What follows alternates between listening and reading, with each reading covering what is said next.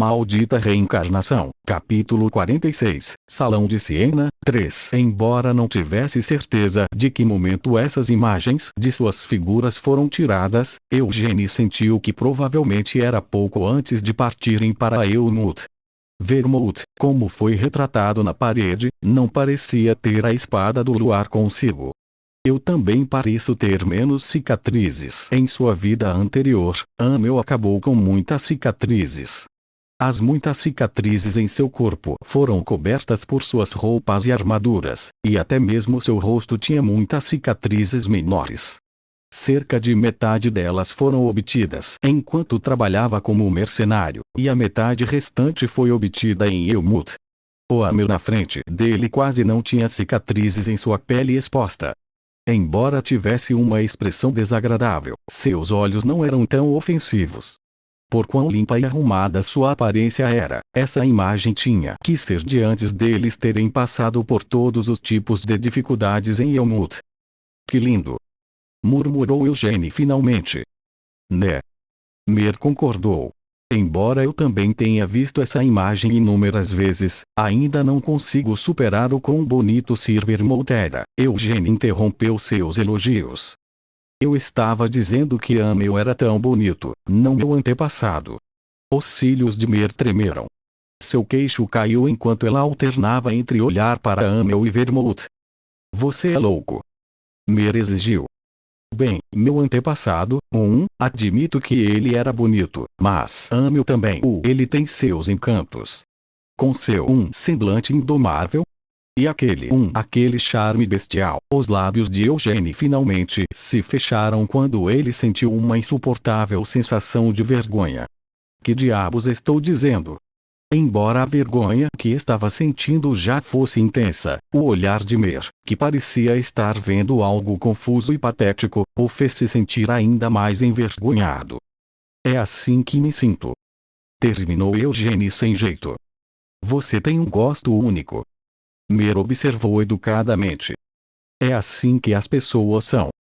Semblante indomável? Charme bestial?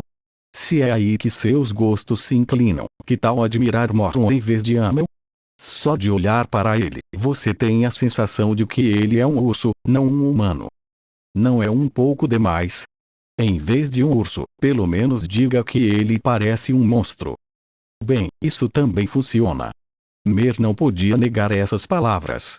Depois de olhar para os músculos salientes de Morron com um olhar de nojo, ela finalmente voltou seu olhar para Eugênie. Além do retrato, não tem outras gravações da aparição da senhorita Siena? Ou algo assim? Perguntou Eugênie, curioso. Mer retribuiu a pergunta com outra. Sir Eugênie, você não consegue se lembrar de sua própria aparência sem precisar usar um espelho. Eugênie argumentou. Mas se ela ia deixar algo assim, deveria pelo menos ter deixado sua própria figura, já que tudo o que precisava fazer era ficar na frente de um espelho de corpo inteiro. A senhorita Siena provavelmente não tinha nenhum desejo de fazê-lo. Ao dizer isso, Mer deu uma risadinha. Afinal, ela gostava tão pouco de atenção que até relutou em deixar para trás os retratos. Agora, então, o que exatamente você está planejando fazer? O que quer dizer com isso? Embora eu não esteja muito ciente da situação, o fato de ter sido admitido aqui, apesar de ter apenas 17 anos e não ter um alto domínio de magia significa que aqueles magos arrogantes devem ter visto um potencial incrível em você, Sir Eugênie. Bem, é algo assim. Não há necessidade de agir com tanta humildade.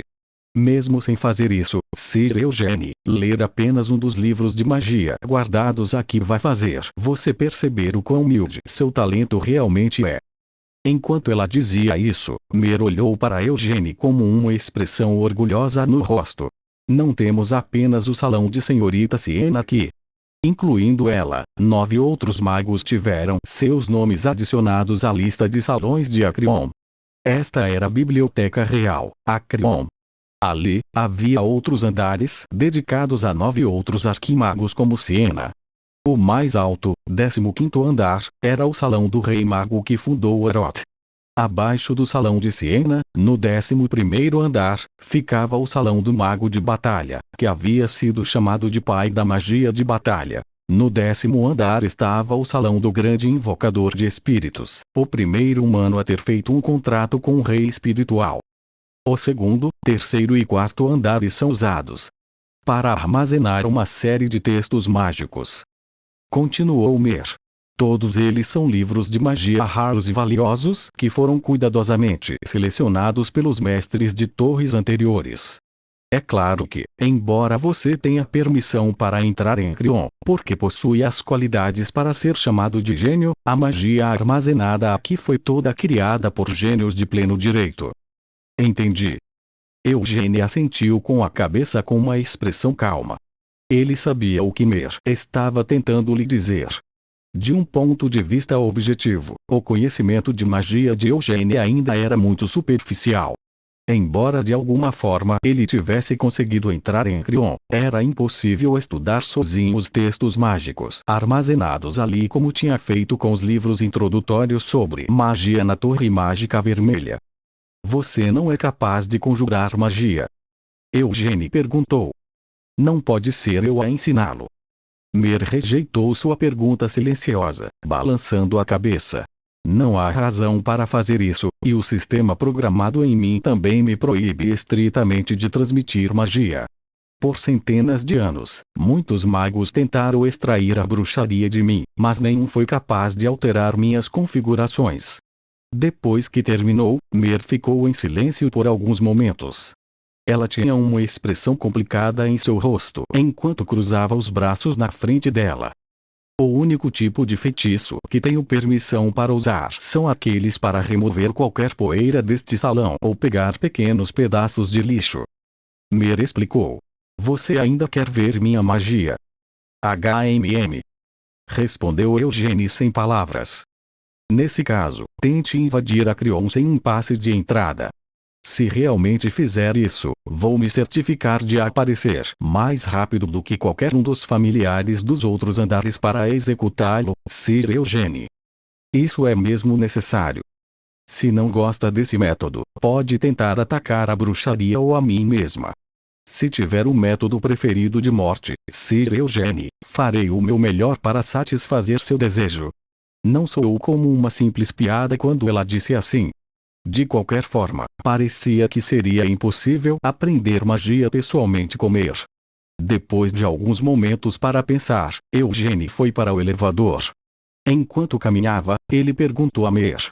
Mesmo que você não possa me ensinar, pode me dar algum conselho sobre magia? Isso também é restrito. Admitiu Mer.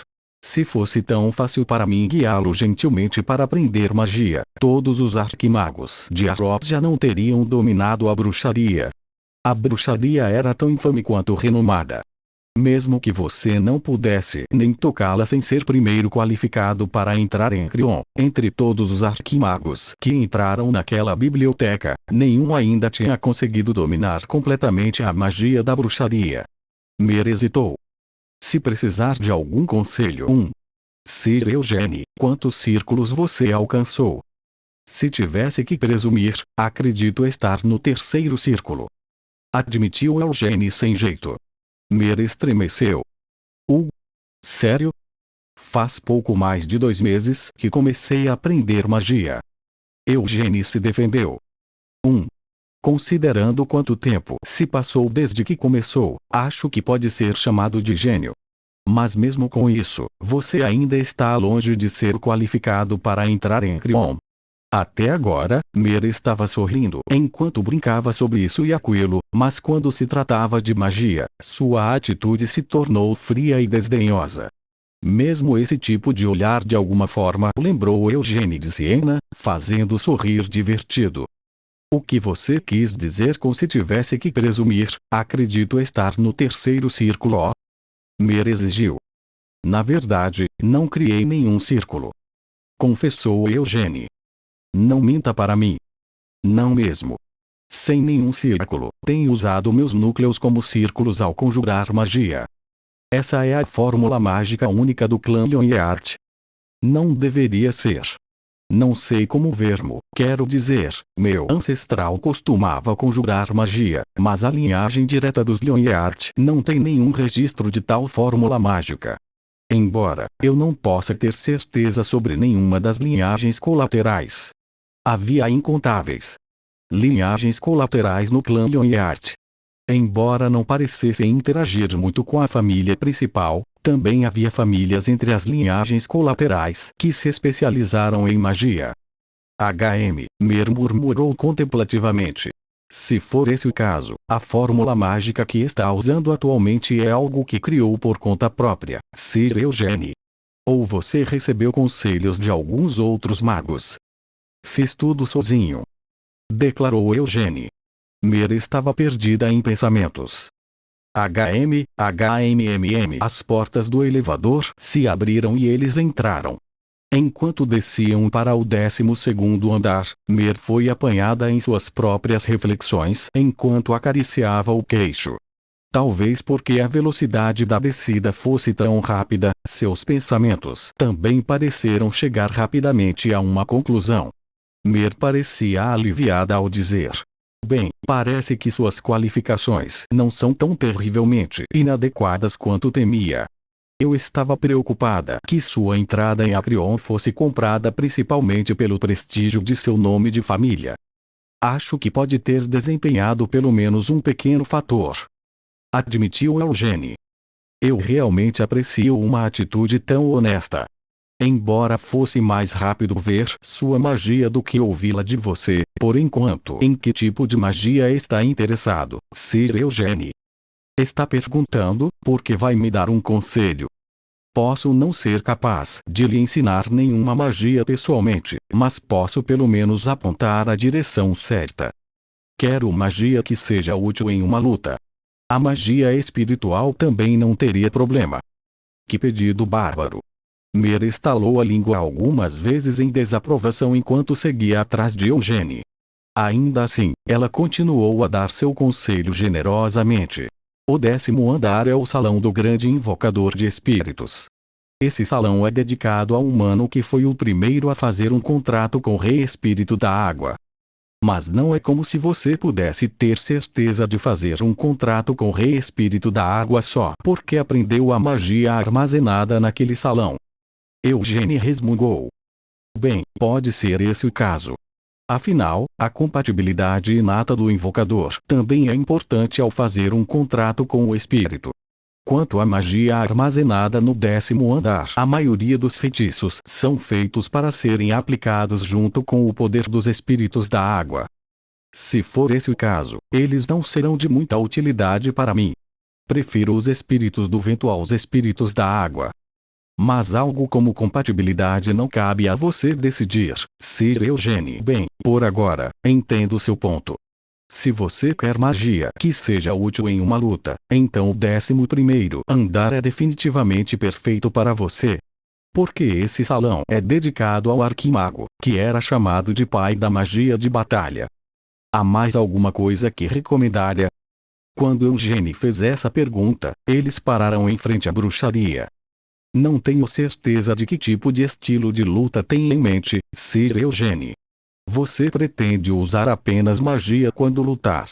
Mesmo que a família principal dos Lyonheart seja uma famosa família marcial? Mer perguntou em dúvida. Vou usar os dois, magia e uma arma. Esclareceu Eugene. Que arrogante da sua parte. Mer deu uma risadinha. Mesmo considerando o potencial que Eugene mostrou em uma idade tão jovem, ainda parecia absurdo que ele planejasse usar magia e artes marciais juntos quando lutasse. Se é esse o caso, em vez do 10º andar, o andar de baixo será mais útil para você. Disse Mer, mudando sua recomendação. Os textos mágicos no 10º andar lidam principalmente com a aplicação adequada da magia de batalha e como adaptar a magia de acordo com a situação. Em outras palavras, seu nível de dificuldade é extremamente alto. Embora esse seja realmente o caso de toda a magia deste lugar. Mas o que há no andar de baixo? Eugene perguntou. Tem uma magia poderosa, mas simples. Os feitiços do Mago do Fogo e do Mago do Gelo, que eram rivais eternos durante suas vidas. Enquanto a magia do gelo combina bem com os espíritos da água, já que você disse que prefere os espíritos do vento, seria melhor aprender a magia do fogo. Embora Mer fosse sarcástica, seu conselho foi claro e útil. Sir Eugene, uma vez que você se tornar bastante proficiente em magia de fogo, também pode ir para o 7º andar. Embora a dificuldade dos feitiços armazenados seja bastante alta, uma vez que os domine, há uma magia poderosa o suficiente para acabar com um exército ou até mesmo uma nação em um único feitiço. Você já ouviu falar do feitiço Meteora, Sir Eugene? Claro que sim. Respondeu Eugene cautelosamente. Esse é o feitiço que faz chover meteoros do céu. Foi há cerca de 500 anos. Foi durante uma era de constante conflito entre as nações. O 8º salão é dedicado a um mago conhecido como Desastre, que destruiu vários exércitos com seu feitiço assinatura Meteora durante esse tempo. Acreon é o único lugar no continente que possui uma cópia completa da técnica Meteora. Embora Eugene não soubesse se aprenderia Meteora, não podia negar que estava interessado nela. Seguindo em frente, Mer revelou a magia espacial no 6º andar. Sir Eugene, se deseja lutar com suas habilidades de artes marciais em vez de magia, eu também recomendaria aprender magia espacial. Contanto que você possa dominar completamente o teleporte, terá uma vantagem absoluta em qualquer duelo mágico. Teleporte era um feitiço de teletransporte de curto alcance. Embora a distância que poderia ser teletransportada fosse diferente do nível do mago que o conjurava, Siena costumava pular dezenas de metros com um único piscar de olhos. Enquanto continuava a ouvir o conselho de Mer, Eugene lentamente começou a ter uma ideia do que poderia fazer com teleporte. Enquanto se teletransporta aqui e ali com teleporte, ele pode brandir sua arma ou conjurar um feitiço. Contanto que fosse capaz de se adaptar adequadamente ao estilo, seria capaz de superar a força de sua vida anterior. Já que não consegui conjurar nenhuma única faísca na minha vida anterior, muito menos teleporte, ser capaz de fazer algo que não podia fazer em sua vida anterior. Eugene sentiu uma espécie de prazer vibrante com isso. Saindo de seus devaneios, Eugene perguntou: e quanto à bruxaria? Mer começou uma palestra muito preparada. A bruxaria contém uma fórmula otimizada de aplicação de mana projetada para círculos. Através disso, pode amplificar o poder mágico criado por um círculo. Também pode simplificar qualquer técnica, aumentando a eficiência e eliminando a necessidade de encantamentos. Ela pode até permitir múltiplas ativações do mesmo feitiço através de uma única conjuração. Além disso, ele pode ser usado para imprimir feitiços em sua mente subconsciente e armazená-los lá, permitindo que você conjure o feitiço imediatamente de acordo com a situação, e pode até definir um gatilho para que o feitiço se lance em resposta a estímulos externos. Eugene ficou em silêncio com essa extensa lista.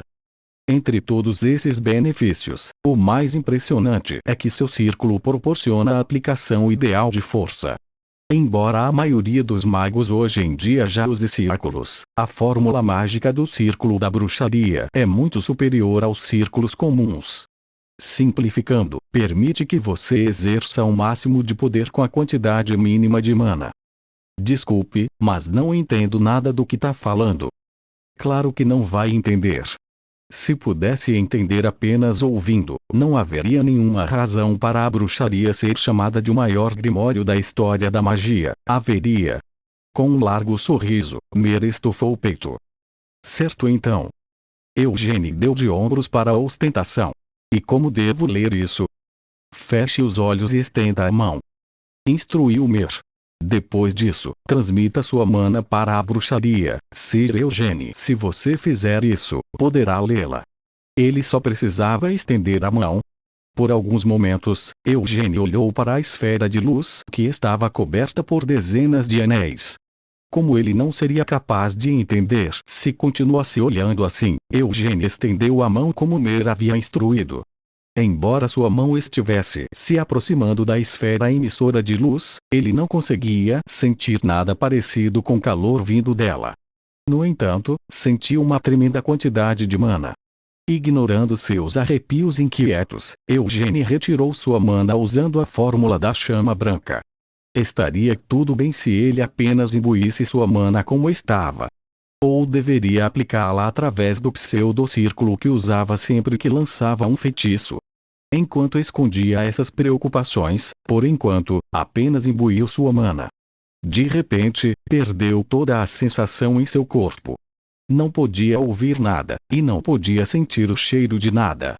Embora seus olhos se abrissem em alarme, também não conseguia ver nada. Não podia ver Mer, que estava bem ao lado dele, nem podia sentir sua presença.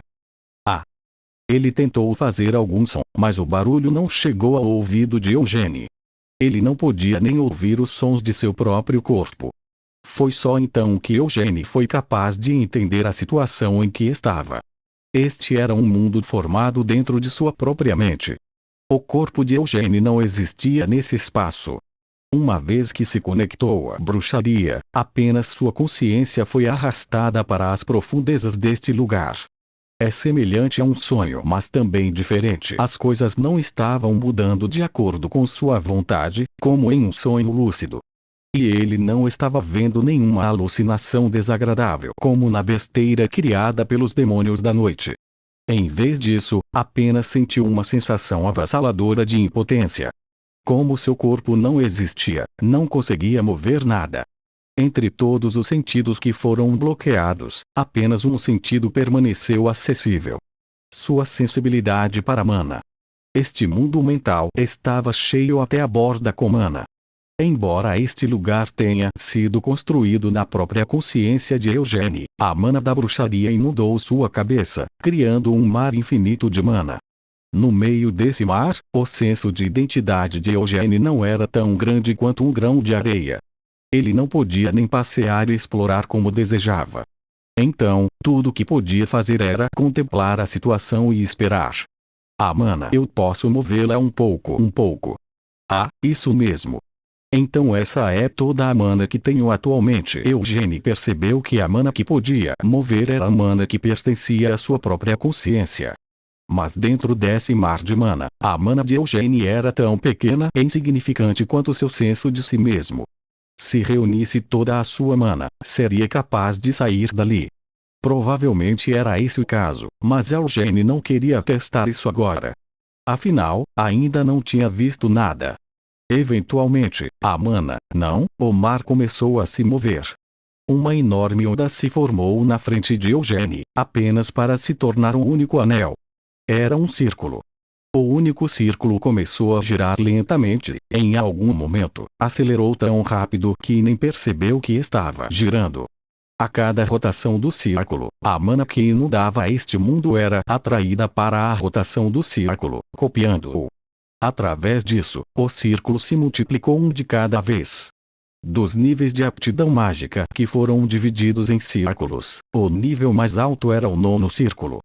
No entanto, os círculos copiados não pararam em 9. No momento em que o 10º círculo foi criado, a mana que havia sido atraída para a rotação do círculo parou, deixando uma imensa linha de círculos.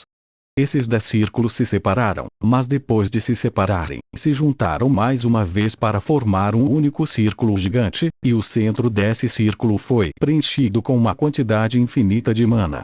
Isso por si só já seria alarmante o suficiente, mas o fenômeno ainda não havia terminado. Inúmeros círculos começaram a ser criados dentro do círculo maior. 1, 2, 3, 4. Neste ponto, Eugênio desistiu de contar. Tendo extraído uma quantidade infinita de mana, o círculo maior estava criando uma quantidade infinita de círculos dentro dele. Esses círculos continuaram se multiplicando, dividindo, entrelaçando, multiplicando novamente, dividindo. Embora ele estivesse simplesmente olhando, apenas a visão daquilo estava sacudindo a consciência de Eugênio. Parecia uma ilusão de ótica que esgotava a mente e causava enjoo, mas não era uma ilusão de ótica. Dentro desse círculo, uma quantidade infinita de círculos estava se multiplicando, dividindo e entrelaçando repetidamente.